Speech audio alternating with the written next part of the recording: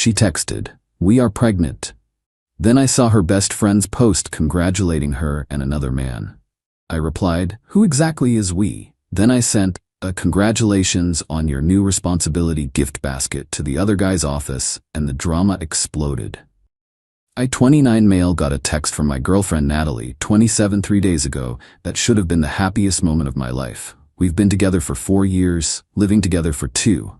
Been talking about marriage, kids, the whole future thing. The text came at 2:47 p.m. while I was in a meeting. "Babe, we are pregnant. Can't wait to tell you everything tonight." My heart stopped. Happy tears almost started right there in the conference room. Managed to text back, "OMG, this is incredible. I love you so much. Can't wait to celebrate tonight." Spent the rest of the day floating. Told my assistant I'd be leaving early. Stopped by the fancy wine shop to get sparkling grape juice, the expensive stuff. Hit up the florist for 2 dozen roses. Even grabbed a tiny pair of baby shoes from the boutique next door because I couldn't help myself. Got home at 5:30. Natalie wasn't there yet. Started setting up candles, flowers, the works. While waiting, did what any excited almost dad would do.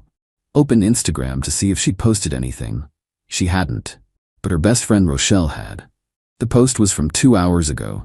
A picture of Natalie with some guy I recognized, Garrett, from her CrossFit gym. She's holding up a pregnancy test. He's got his hand on her stomach, both grinning like idiots. Caption, "So beyond happy for these two. Secret's finally out. Baby Morrison coming next summer." At Natalie B. Garrett Strong 24, "You guys are going to be amazing parents. Love you both. Baby Morrison." Garrett's last name is Morrison. I sat there staring at my phone for probably 10 minutes. Read it over and over. Checked the tagged profiles to make sure it was really them. It was. The tiny baby shoes were still sitting on the counter. Texted Natalie, "Hey, quick question. Who exactly is we in We Are Pregnant?" Read at 5:52 p.m. No response. She came home at 6:15, saw the whole setup, and her face went white. Not the happy surprise I'd planned for. "You saw Rochelle's post?" Not a question. "Yeah." She started crying, but not sorry tears, angry tears. "She wasn't supposed to post that yet. I was going to tell you the right way." The right way? To tell me my girlfriend is pregnant with another man's baby? "How long?" was all I managed. It's complicated." "How long?" 3 months. But I was going to end it. I swear, it just happened. 3 months.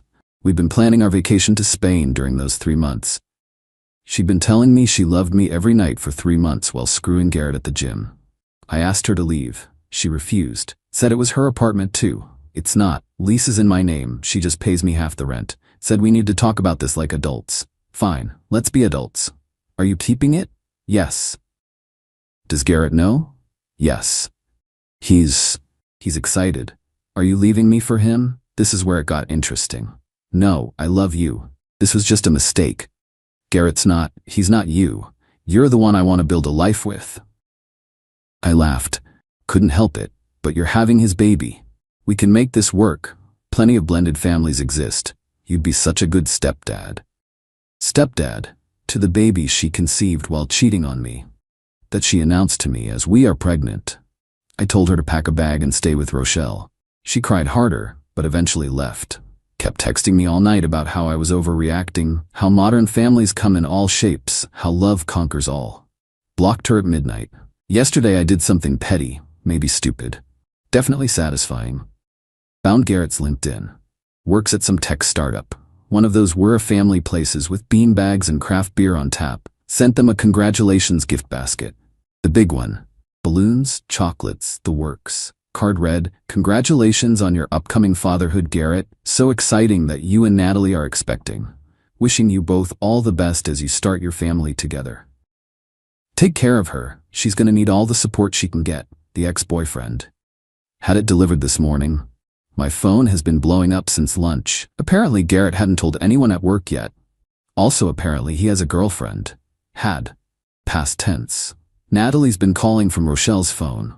Left a voicemail screaming about how I've ruined everything and destroyed an innocent man's life. Innocent? He knew about me. Her Instagram is full of our photos. She's coming by tomorrow to get her stuff. This should be fun. We'll update after the confrontation.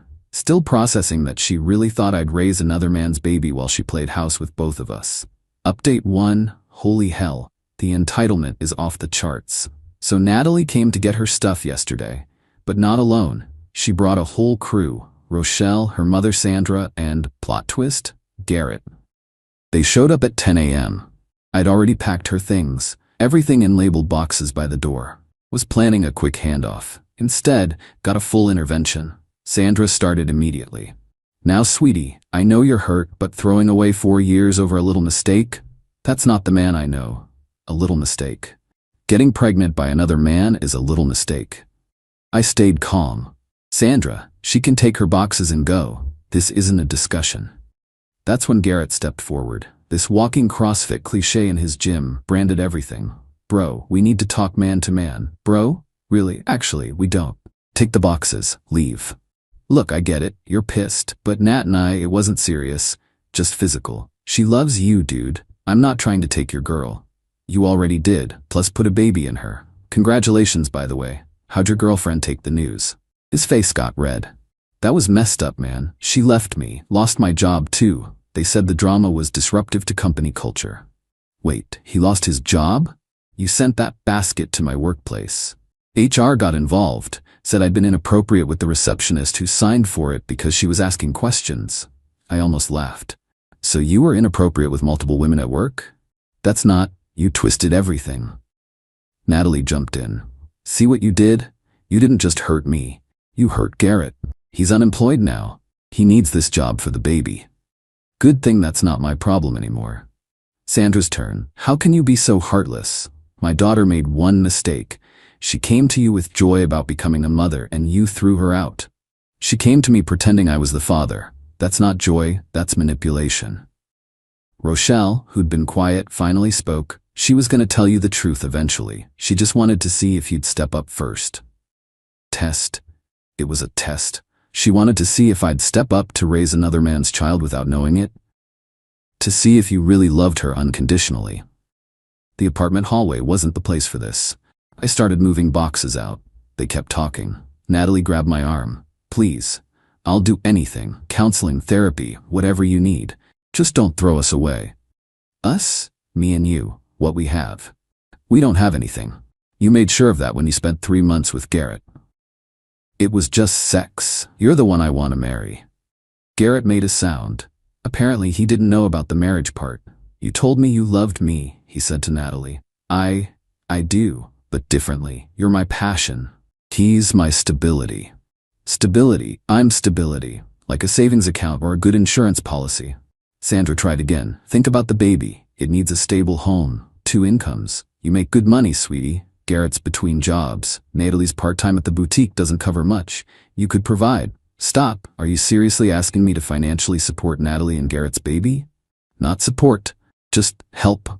Until Garrett finds work, for the baby's sake. The audacity. They wanted me to bankroll their love child. No, you're being selfish, Natalie screamed. I gave you 4 years, 4 years, and you're throwing me out over one mistake? While I'm pregnant? You're not homeless. You have Garrett. Oh wait, he's unemployed. You have your mom, Rochelle. Figure it out. More yelling. Neighbors started peeking out. I kept loading boxes, finally got everything out. Natalie was sobbing.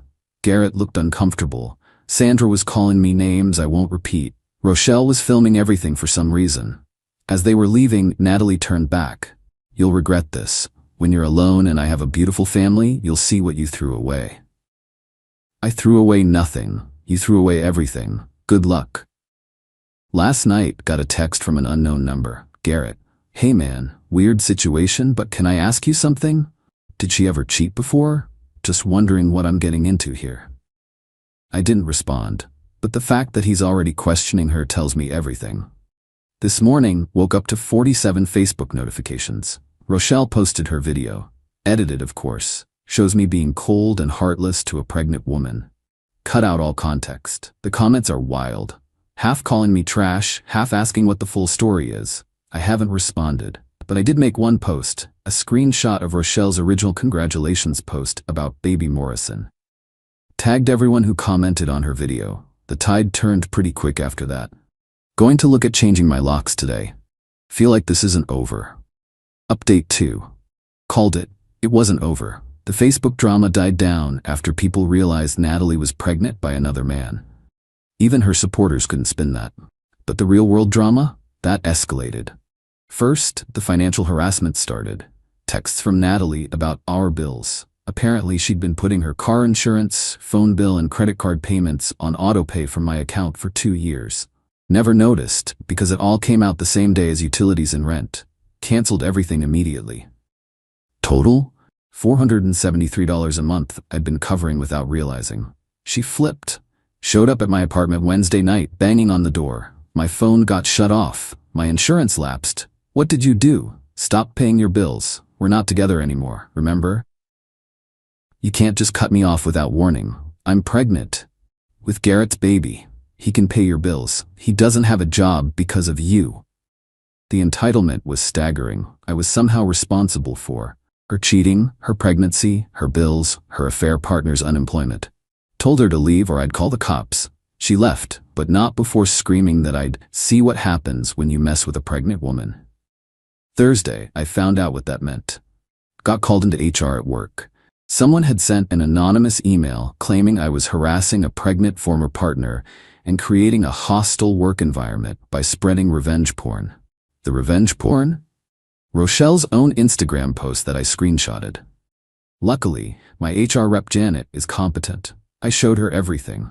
The "we're pregnant" text, Rochelle's post, the timeline. She actually laughed when she realized the harassment was me not paying my ex's bills. Let me guess, she said. She's trying to get you fired so she can claim you owe her support? Bingo. HR closed the complaint. Janet suggested I document everything. Already was, but started being more thorough. Friday was quiet. Too quiet. Saturday morning, I understood why. Woke up to my car covered in shaving cream. Nasty messages written all over. Deadbeat, abandoner, real men step up, building has cameras, pulled the footage with security. Clear as day, Rochelle and 2 other women I didn't recognize. At 3 a.m., in hoodies but faces visible when they looked up to check for cameras. Called the cops, filed a report. Damages were minor, just needed a car wash, but I wanted documentation. The officer taking the report looked tired. Ex-girlfriend drama? She's pregnant with another man's baby and mad I won't support them. He actually double-taked. Come again? Explained the situation. He shook his head. In 20 years, I've never heard that one. While he was writing up the report, my phone rang. Sandra, you called the police? On pregnant Natalie's friends? On vandals who damaged my property. Being friends with a pregnant woman doesn't make you immune to laws. They were just expressing frustration. You've made my daughter's life impossible. Garrett made her life complicated. She made it impossible. Garrett can't even help. You got him fired. Garrett got himself fired. I just sent a congratulations basket.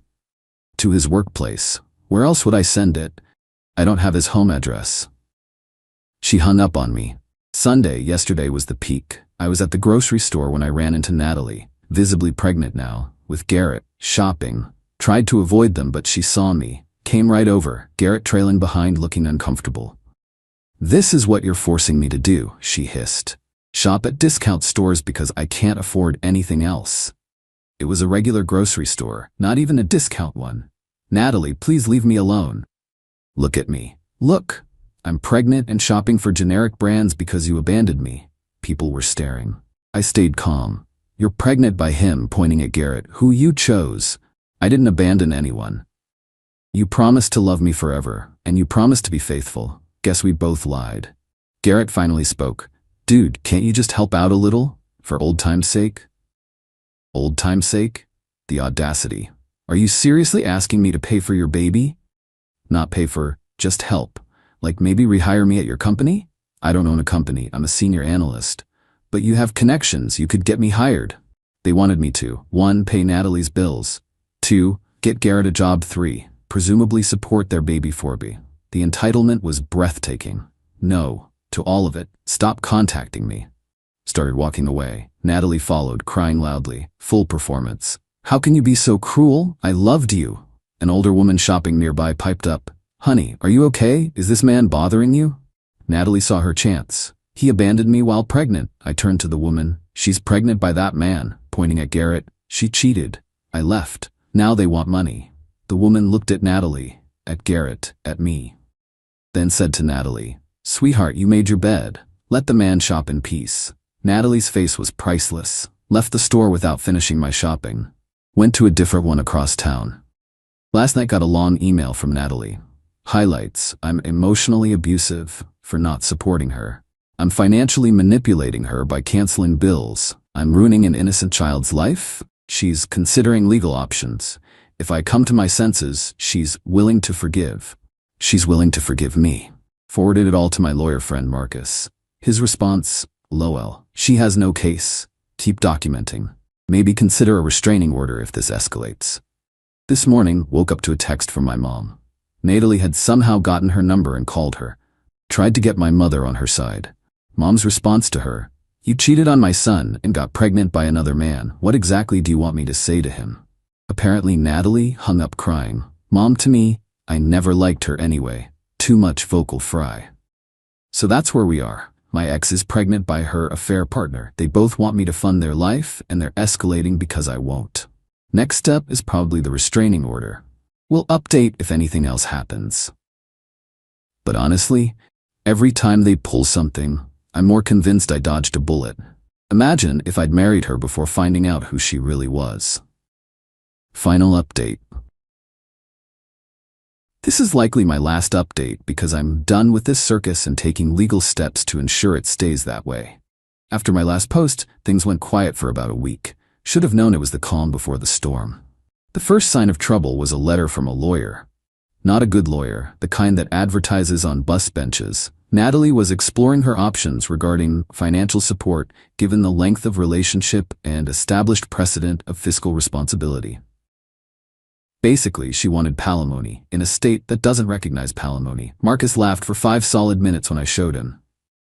Sent back a formal pound sand letter with legal precedents showing she had 0 case. That's when the real crazy started. Natalie and Garrett showed up at my workplace, inside the building. Somehow talked their way past security. I was coming back from lunch and there they were in the lobby. Natalie crying loudly about being abandoned while pregnant to anyone who'd listen. Security was already moving toward them when I arrived. I just pointed and said, "Those two are trespassing. Please remove them." The scene Natalie made while being escorted out was Oscar-worthy. Garrett tried to slip me an envelope during the chaos.